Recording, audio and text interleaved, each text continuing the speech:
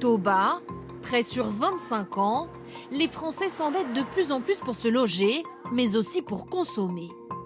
Est-ce un danger pour notre économie?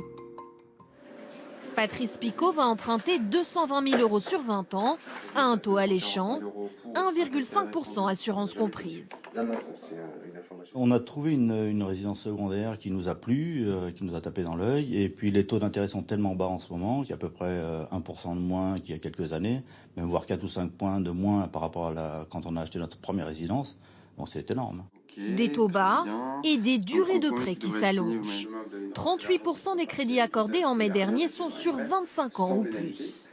Les banques sont aussi moins exigeantes sur l'apport des acquéreurs.